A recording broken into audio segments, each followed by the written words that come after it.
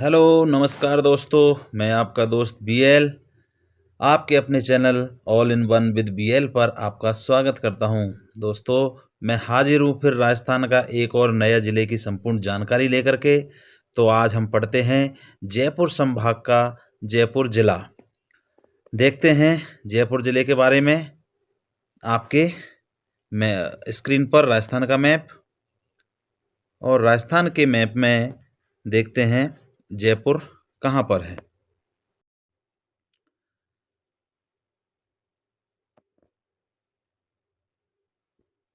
दोस्तों, आपके स्क्रीन पर राजस्थान का मैप, इसमें ये आपका जयपुर जिला। जयपुर जिला मध्यवर्ती जिला है। इसकी सीमा किसी भी अन्य राज्य के साथ नहीं लगती है, लेकिन इसकी सीमा राजस्थान के अन्य बहुत से ज़िलों के साथ लगती है। उसमें आप देख सकते हैं सीकर के साथ जयपुर की सीमा लगती है, कोटपुतली के साथ जयपुर की सीमा लगती है, अलवर के साथ जयपुर की सीमा लगती है, दौसा के साथ जयपुर की सीमा लगती है, टोंक के साथ जयपुर की सीमा लगती है, अजमेर के साथ जयपुर की सीमा लगती है, और डेडवाना कुचामन के साथ भी जयपुर की सीमा लगती है। इस प्रकार से 7 जिलों के साथ जयपुर की सीमा लगती है।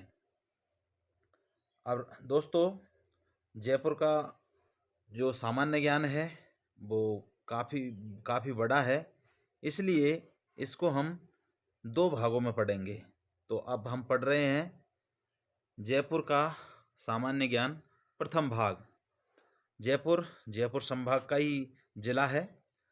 अब देख लेते हैं जयपुर की स्थापना। जयपुर की स्थापना 18 नवंबर 1727 ईस्वी में सवाई जय सिंह द्वारा की गई थी, और यह राजस्थान का आंतरिक जिला है। इसकी सीमा किसी अन्य राज्य के साथ नहीं लगती है। जयपुर का प्राचीन नाम ढूंढाड़ प्रदेश हुआ करता था, और ये जयपुर को जब बसाया गया था तो इसके जो वास्तुकार थे वो थे विद्याधर भट्टाचार्य। इस जयपुर की स्थापना 9 वर्गों में की गई, और ये 90 डिग्री कोण पर इसकी स्थापना की गई थी। अब देख लेते हैं जयपुर के उपनाम की से अन्य किन किन नामों से जाना जाता है। तो जयपुर को पूर्व का पेरिस, आयरलैंड का ग्लोरी, भारत का पेरिस, राजस्थान की हेरिटेज सिटी, रतन नगरी, पन्ना नगरी, राजस्थान की दूसरी काशी, गुलाबी नगरी, और राजस्थान का दूसरा वृंदावन भी कहा जाता है। अनेक नामों से जयपुर को जाना जाता है। जयपुर का भौगोलिक परिदृश्य। जयपुर पूर्वी मैदान भाग एवं अरावली प्रदेश का हिस्सा है। यहाँ पर वर्षा 50 से 80 सेंटीमीटर होती है। इसका मतलब वर्षा पर्याप्त मात्रा में है, और यहाँ की जलवायु उपाद्र और आर्द्र दोनों प्रकार की है। आगे देखते हैं और भौगोलिक परिदृश्य में जयपुर में और क्या है। यहाँ पर कोपेन के अनुसार जो जयपुर की जलवायु है वो है CWG। दोस्तों, कोपेन के अनुसार, कोपेन के बारे में मैंने आपको पिछले जिले की जानकारी में बताया था। डॉक्टर व्लादिमीर कोपेन ने जलवायु वर्गीकरण किया, और उसमें जलवायु को 5 भागों में बांटा था। इसी वर्गीकरण को कोपेन जलवायु वर्गीकरण प्रणाली कहते हैं, और इस प्रणाली के अनुसार जो जयपुर की जलवायु है वो CWG जलवायु है। CWG का मतलब होता है शुष्क शीतकाल वाली आर्द्र उपोष्ण कटिबंधीय है जलवायु। तो ये कोपेन के अनुसार CWG है। यहाँ पर मिट्टी जलोढ़ मिट्टी एवं पथरीली मिट्टी पाई जाती है। यहाँ की वनस्पति पतझड़ी है। यहाँ पे कुछ पहाड़ियाँ हैं, उनमें काला खोकी पहाड़ियाँ जयपुर और दौसा में 2 जिलों में फैली हुई है। ये ईगल की पहाड़ियाँ, ये भी जयपुर के अंदर है। आमेर की पहाड़ियाँ, ये भी जयपुर के अंदर है। बैराट की पहाड़ियाँ, यह पहाड़ी कोटपुतली के अलावा जयपुर में है। 2 जिलों में ये भी फैली हुई है। यहाँ पे छोटी डूंगरियाँ है, छोटी पहाड़ी जो डूंगरी कहते हैं इनको, सील डूंगरी, मोती डूंगरी, गणेश डूंगरी, झालाना डूंगरी और भीम बटुक डूंगरी, ये छोटी पहाड़ियाँ हैं यहाँ पर। दोस्तों, यहाँ पे नदियाँ बाणगंगा बहती है जयपुर जिले के अंदर, जिसका उद्गम बैराट की पहाड़ियाँ है और इसका उपनाम अर्जुन की गंगा या ताला नदी भी इसे कहते हैं। बाणगंगा को अर्जुन की गंगा या ताला नदी भी कहते हैं। इस बाणगंगा पर एक बांध बना हुआ है और वो बांध कौन सा है? जम्बा रामगढ़ बांध, जो जम्बा रामगढ़ गांव में स्थित है। जम्बा रामगढ़ बांध जो जम्बा रामगढ़ में गांव है उसमें स्थित है। जम्बा रामगढ़ बांध में 1982 में एशियाई खेल में जो नौकायन प्रतियोगिता हुई थी वो इसी बांध के अंदर हुई थी। थैलाई गांव, यहाँ पर इंटीग्रेटेड रिसोर्स रिकवरी पार्क बना हुआ है थैलाई गांव में। ढूंढ नदी, इसके नाम से ही ढूंढान प्रदेश का नाम ढूंढान पड़ा था। साबी नदी, यह भी जयपुर के इलाके में बहती है। द्रव्यवती नदी, इस नदी पर जयपुर फ्रंट बनाया गया है और यह नदी अभी सांगानेरी नाला के रूप में परिवर्तित हो चुकी है। ये नदी अभी नहीं रही, ये सांगानेरी नाला अभी बन चुकी है जो जयपुर में नाले का पानी निकालने के काम आता है। दोस्तों, जयपुर में वन्यजीव अभयारण्य भी है। यहाँ पर सरिस्का टाइगर रिजर्व, यह 3 जिलों में फैला हुआ है, अलवर, कोटपुतली और जयपुर में। जो सरिस्का टाइगर रिजर्व है वो 3 जिलों में फैला हुआ है। यहाँ पर ST2 बाघिन को राजमाता का दर्जा दिया गया था और यहाँ पर इसका स्टैचू भी बना हुआ है। नाहरगढ़ जैविक उद्यान, यहाँ पर भालू रेस्क्यू सेंटर है नाहरगढ़ जैविक उद्यान में। और हाल ही में यहाँ पर शुतुरमुर्ग ने एक अंडा दिया था जिससे बच्चा निकला था। दोस्तों, आपको पता है कि शुतुरमुर्ग साउथ अफ्रीका में पाया जाता है, लेकिन यहाँ जयपुर के इस नाहरगढ़ जैविक उद्यान में इसने अंडा दिया जिससे भी बच्चा भी निकला था। यहाँ पर जयपुर जंतुशाला भी है जो भी जयपुर के अंदर ही है। जमवा रामगढ़ अभयारण्य भी है, ये भी जयपुर के अंदर है। और मृगवन है यहाँ पे जो 2 है, एक संजय उद्यान मृगवन और दूसरा अशोक उद्यान मृगवन। अब यहाँ पे और उद्यान कौन कौन से हैं उनके बारे में जान लेते हैं। तो कनक वृंदावन उद्यान, ये जयपुर के अंदर है। रामबाग उद्यान, ये भी जयपुर के अंदर है। सेंट्रल पार्क, ये भी जयपुर के अंदर है। विश्व उद्यानिकी पार्क, ये भी जयपुर के अंदर है। रामनिवास बाग जयपुर के अंदर है। डिजर्ट पार्क किशन बाग, ये भी जयपुर के अंदर है। सिसोदिया रानी का बाग, ये भी जयपुर के अंदर है। और विद्याधर बाग, ये भी जयपुर के अंदर है। तो जयपुर के अंदर उद्यान बहुत से हैं। और क्या है यहाँ पे, और आगे देख लेते हैं जी। यहाँ पर कुलिश स्मृति वन है एक, उसमें बटरफ्लाई पार्क बनाया गया है और यह बटरफ्लाई पार्क राजस्थान का पहला बटरफ्लाई पार्क है, ये याद रखना। एक यहाँ पर नेहरू बाल उद्यान भी है, ये भी जयपुर के अंदर है। अब देख लेते हैं यहाँ पे उद्योग कौन कौन से हैं। जो छोटे उद्योग है, छोटी इकाइयाँ हैं, तो लघु उद्योग या हस्तशिल्प उद्योग। ब्लू पोट्री, इसके प्रमुख कलाकार कृपाल सिंह शेखावत है। सांगानेरी प्रिंट, ये भी जयपुर के अंदर है। बगरू प्रिंट, ये भी जयपुर के अंदर है। पाव रजाई, हल्की रजाई, पाव रजाई मतलब बिल्कुल हल्की रजाई, ये भी जयपुर के अंदर है। हाथी दांत का कार्य भी यहाँ जयपुर के अंदर किया जाता है। साबुन बनाने का उद्योग भी जयपुर के अंदर है। बंधेज का कार्य भी जयपुर के अंदर किया जाता है। और संगमरमर की मूर्तियाँ बनाने का कार्य भी जयपुर के अंदर किया जाता है। यहाँ पर ये छोटे उद्योग है। आगे देख लेते हैं। यहाँ पर क्या है, सांबर झील, ये राजस्थान की सबसे बड़ी खारे पानी की झील है सांबर झील। और इसका निर्माण बिजोलिया शिलालेख के अनुसार वासुदेव चौहान ने करवाया था। मतलब बिजोलिया शिलालेख में लिखा हुआ है कि सांबर झील का निर्माण वासुदेव चौहान ने करवाया था। राजस्थान में सबसे ज़्यादा नमक उत्पादन होता है जो भारत का 8.7% नमक है। राजस्थान में सबसे ज़्यादा नमक उत्पादन होता है जो पूरे भारत का 8.7% नमक है। नमक उत्पादन का कार्य सांवर साल्ट लिमिटेड द्वारा किया जाता है। यहाँ पर टेंट सिटी का विकास किया गया है जो टूरिज्म को बढ़ावा देने के लिए किया गया है।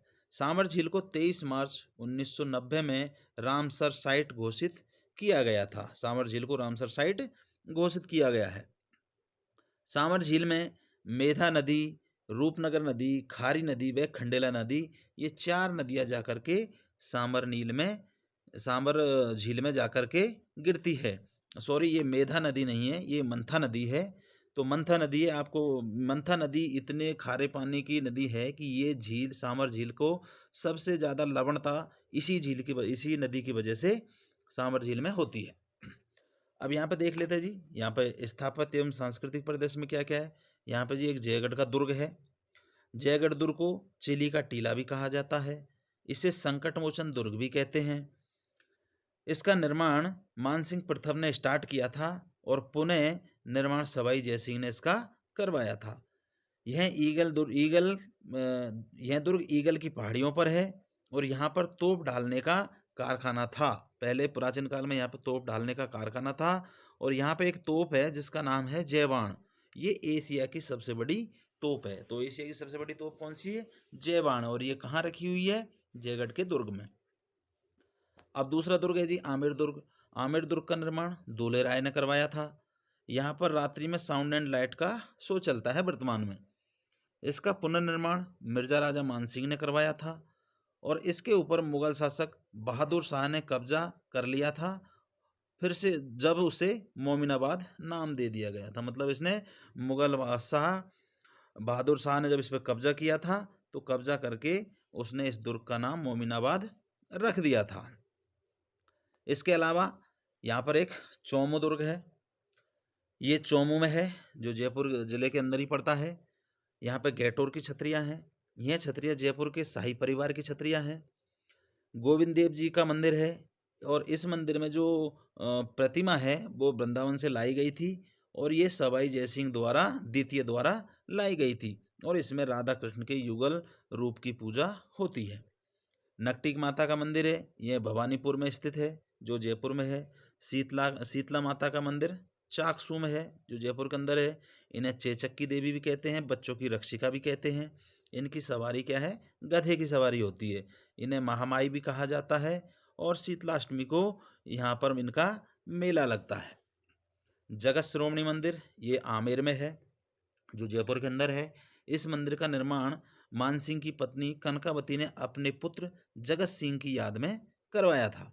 यहाँ पर कृष्ण भगवान के काले रंग की मूर्ति है और यह वही मूर्ति है जिसकी आराधना मीरा चित्तौड़गढ़ में किया करती थी। ये वही मूर्ति है ऐसा बताया जाता है। एक है यहाँ पे जम्बाई माता का मंदिर। यह मंदिर जम्बा रामगढ़ में है और इसका निर्माण कछवा शासक दूल्हे राय ने करवाया था। यह कछवा वंश की कुलदेवी भी मानी जाती है। इसके अलावा और देख लेते हैं जयपुर के अंदर और क्या विशेष है। यहाँ पे है एक नईकानाथ मंदिर। यह बस्सी में है। बस्सी में राजस्थान का प्रथम चल न्यायालय है। ये देखो राजस्थान का प्रथम चल न्यायालय कहाँ है? बस्सी में है। सेंट्रल ऑफ एक्सलेंस की स्थापना भी बस्सी में की गई थी। ड्रैगन फ्रूट का सेंट्रल ऑफ एक्सलेंस बस्सी में है। जैतून का सेंट्रल ऑफ एक्सीलेंस बस्सी में है। अनार का सेंट्रल ऑफ एक्सीलेंस बस्सी में है। राजस्थान का प्रथम फ्रीजन सीमेंट बैंक भी बस्सी के अंदर। बस्सी में बहुत सी चीज़ें हैं। एक है यहाँ पे ज्वाला माता का मंदिर। यह जोबनेर जयपुर में है और यह खंगरौत राजपूतों की कुलदेवी है। एक यहाँ पे मालेश्वर महादेव मंदिर है। यह सामोद में है जो जयपुर के अंदर पड़ता है। सामोद में वीर हनुमान मंदिर में वीर हनुमान रोपवे जो रस्सी से रास्ता होता है वो रोपवे बनाया गया है और ये राजस्थान का चौथा रोपवे है। यह 19 मई 2019 में बनाया गया था। संत दादू दयाल जी यहाँ पर हुए थे। इनका जन्म गुजरात में हुआ था। इन्होंने दादू पंथ संप्रदाय की स्थापना की थी जिसकी प्रधान पीठ नारायणा जयपुर में है। इन्हें राजस्थान का कबीर भी कहा जाता है। इन्होंने फतेहपुर सीकरी में अकबर से 1585 में मुलाकात की थी। इसके अलावा और क्या है जी जयपुर के अंदर और देख लेते हैं। एक यहाँ पे है साकमरी माता का मंदिर। यह सांबर में है। एक गलता जी, इन्हें मंकी वैली भी कहा जाता है गलता जी को। यहाँ पे उत्सव कौन कौन से है? तो प्रमुख उत्सवों में यहाँ गणगौर का उत्सव है जो चैत्र शुक्ल तृतीया को मनाया जाता है। तीज महोत्सव है, यह श्रावण शुक्ल तृतीया को मनाया जाता है। हाथी महोत्सव है, यह आमेर के कुंडा गांव में फागुन पूर्णिमा को मनाया जाता है। एक पतंग उत्सव है जो 14 जनवरी को मनाया जाता है। अब यहाँ पे प्रमुख घराने जयपुर घरानों का प्रवर्तक था भूपत खां। एक यहाँ है बिनकार घराना, इसका प्रवर्तक रजा वली खान था। एक है यहाँ पे कत्थक घराना, इसका प्रवर्तक भानोजी था।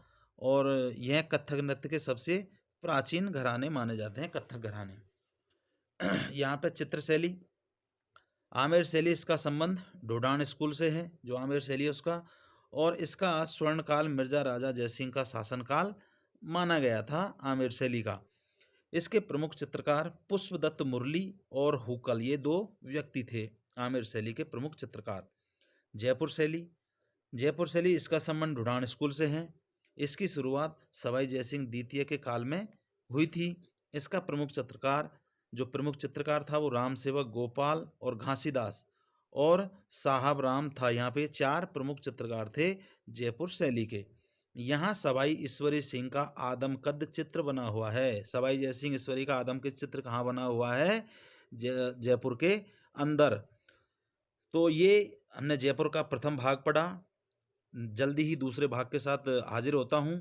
आपसे रिक्वेस्ट है, आप अपना चैनल है इसको सब्सक्राइब करें, वीडियो को लाइक करें, कमेंट करें और कमेंट में ये बताएं कि इसमें क्या कमी थी या कुछ गलत था या आपको कोई डाउट है, तो मैं उसका वीडियो बना करके आपको इसी चैनल पर उपलब्ध कराऊंगा। साथ में अपने दोस्तों के साथ में शेयर करें ताकि इसका लाभ वो लोग भी उठा सके। मुझे दीजिए आज्ञा, दूसरे ज़िले के साथ हाजिर होते हैं। धन्यवाद।